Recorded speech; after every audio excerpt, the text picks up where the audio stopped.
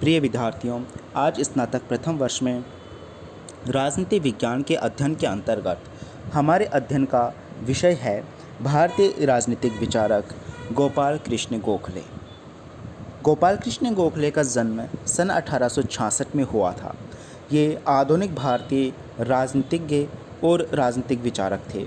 गोखले ने महादेव गोविंद रानडे को अपना राजनीतिक गुरु माना था।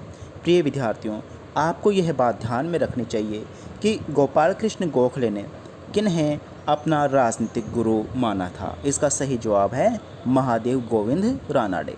अतः आपको यह प्रश्न ध्यान में रखना चाहिए। इस प्रकार से गोपाल कृष्ण गोखले ने मानवीय कार्यकलाप में अंतरात्मा की प्रधानता पर बल दिया और राजनीति में नैतिकता को सबसे ऊंचा स्थान दिया।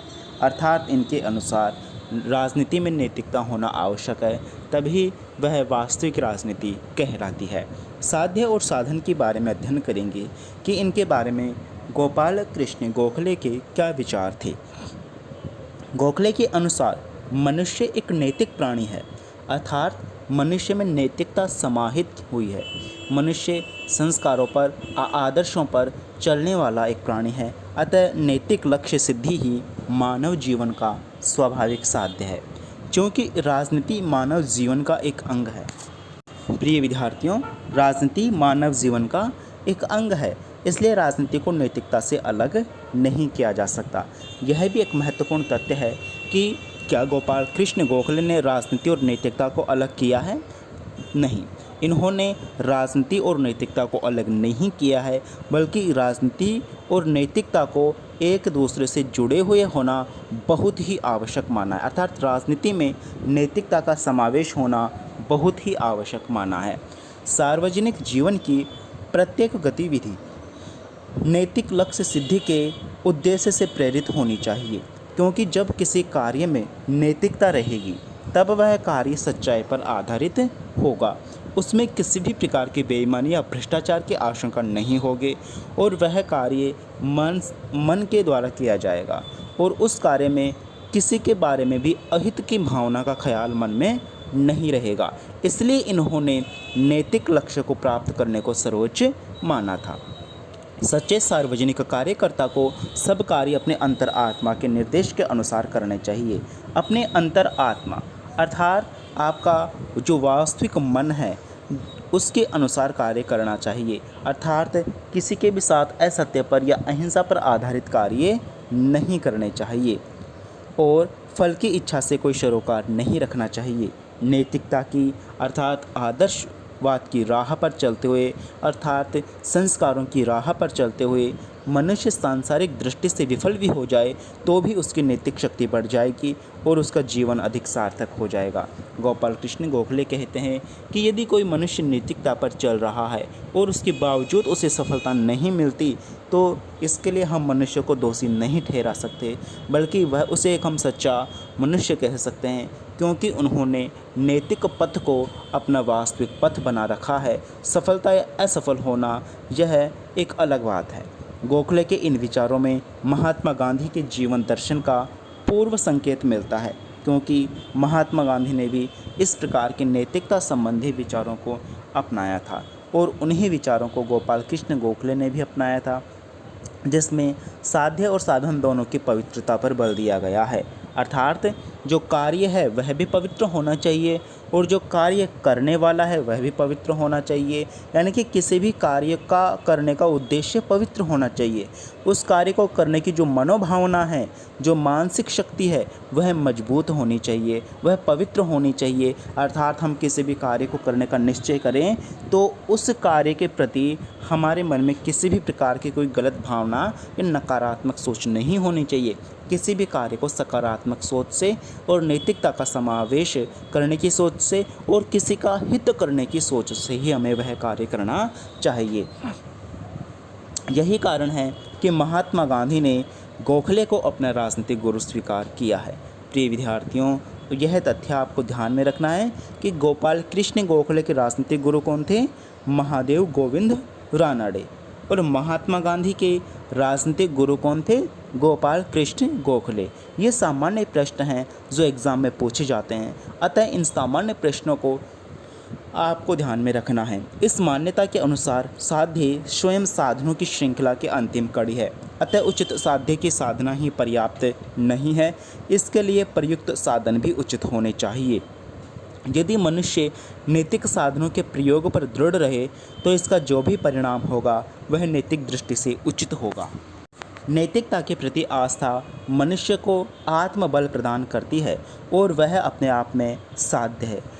अर्थात गोपाल कृष्ण गोखले कहते हैं कि जो मनुष्य नैतिकता से परिपूर्ण है वह मनुष्य आस्तिक है और उसमें सकारात्मक सोच का समावेश है, और वह कोई भी कार्य करेगा तो वह कार्य उसके मन को संतुष्टि प्रदान करने वाला होगा। अर्थात उस कार्य को करने के पश्चात चाहे वह उसमें सफल हो या असफल हो, लेकिन उसे एक मानसिक संतुष्टि और एक अलग ही खुशी का एहसास होगा और वह अपने आप में एक साध्य है। इस तर्क के आधार पर गोखले ने राजनीति के आध्यात्मिकरण की मांग की और भारत के नैतिक पुनरुत्थान पर बल दिया। प्रिय विद्यार्थियों, आपको यह भी ध्यान में रखना चाहिए कि किस विचारक ने भारतीय राजनीति के आध्यात्मिकरण करने की बात कही, क्योंकि यदि राजनीति में अध्यात्म होगा तो वह पवित्र राजनीति होगी, वह एक सकारात्मक सोच वाली राजनीति होगी, वह एक लोक कल्याणकारी राजनीति होगी और उसमें प्रत्येक व्यक्ति के हित का कार्य किया जाएगा, ऐसा गोखले का मानना था। और भारत के नैतिक पुनरुत्थान अर्थात जो भारतीय संस्कृति है, जो भारतीय नैतिकता है, जो भारतीय आदर्शवाद है, संस्कारवाद है, इन सब का विकास हो सकेगा और इनके माध्यम से जो राजनीति में जो समस्त बुराइयां हैं उनको समाप्त किया जा सकेगा। अब आगे हम अध्ययन करते हैं स्वतंत्रता की संकल्पना, अर्थात जो गोपाल कृष्ण गोखले थे, ये स्वतंत्रता की संकल्पना के संबंध में इनके क्या विचार हैं। गोखले ने जिस युग में सार्वजनिक जीवन में प्रवेश किया उन दिनों भारत पर अंग्रेजों का राज था। तत्कालीन परिस्थितियों में गोखले ने यह सुझाव दिया कि भारतवासियों का दीर्घकालीन लक्ष्य तो औपनिवेशिक शासन से मुक्ति होना चाहिए। अर्थात गोखले ने जब राजनीति में प्रवेश किया तब अंग्रेजों का शासन था और इन्होंने औपनिवेशिक शासन से मुक्ति के प्रयत्न बताए और इन्होंने कहा, अपने ओजस्वी भाषणों और लेखों के अंतर्गत गोखले ने यह विचार रखा कि विदेशी शासन से मुक्ति प्राप्त करने से पहले भारतीय समाज की कुरीतियों को दूर करना जरूरी है, क्योंकि जब भारतीय समाज से कुरीतियाँ दूर होगी, जब जन जागरूकता आएगी तो वह विदेशी शासन के अन्याय के खिलाफ आसानी से लड़ सकेंगे। अन्यथा स्वतंत्रता के नाम पर एक विशिष्ट जनसाधारण पर अपना प्रभुत्व स्थापित कर लेगा। और उन्होंने तर्क दिया कि इस देश में जातिवाद, रीति रिवाज के बंधन ने हमें जीवन यापन और सोच विचार के बंधे बंधाए तरीकों के साथ बांध रखा है।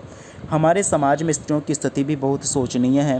केवल सरकार बदल जाने से जनसाधारण को स्वतंत्रता नहीं मिल जाएगी, इससे इनके जीवन में नई स्फूर्ति पैदा नहीं हो सकेगी।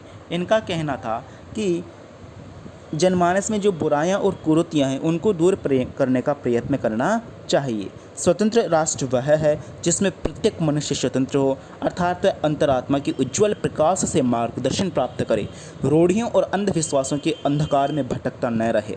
अतः राष्ट्रीय स्वतंत्रता आंदोलन की शुरुआत मनुष्य के नव जीवन से करनी होगी। यह बात महत्वपूर्ण है कि अन्य सभी विचारकों ने नवजीवन आंदोलन को आगे बढ़ाया। उनके आरंभिक संकेत हमें गोपाल कृष्ण गोखले के चिंतन में दिखाई देते हैं। तो इस प्रकार से प्रिय विद्यार्थियों, गोपाल कृष्ण गोखले ने कहा कि हमें सर्वप्रथम जो कार्य करना चाहिए वह सामाजिक बुराइयों को दूर करने का करना चाहिए और उसके पश्चात हमें अंग्रेजी दासता से मुक्ति प्राप्त करने का प्रयत्न करना चाहिए, क्योंकि अंग्रेजी दासता से मुक्ति प्राप्त कर लेंगे तो वह एक सरकार बदलने का ही माध्यम होगा, लेकिन जो रूढ़िवादिता है वह निरंतर बनी रहेगी। इस प्रकार से गोपाल कृष्ण गोखले ने साध्य और साधन और स्वतंत्रता संबंधी अपने विचार बताए। अतः आप इस वीडियो को ध्यानपूर्वक देखें और सभी विचारों को आत्मसात करें।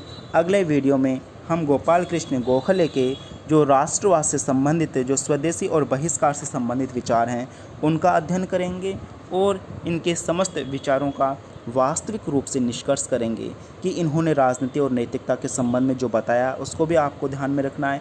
इन्होंने राजनीति के आध्यात्मिकरण की मांग की और भारत के नैतिक पुनरुत्थान पर बल दिया। तो इन्होंने राजनीति और नैतिकता को एक दूसरे से जुड़ाव महत्वपूर्ण माना है और नैतिकता को इन्होंने महत्वपूर्ण माना है। तो इन सब बातों को आपको ध्यान में रखकर इनका अध्ययन करना है। इस प्रकार से हम आगे के वीडियो में इनके नए विचारों का अध्ययन करेंगे।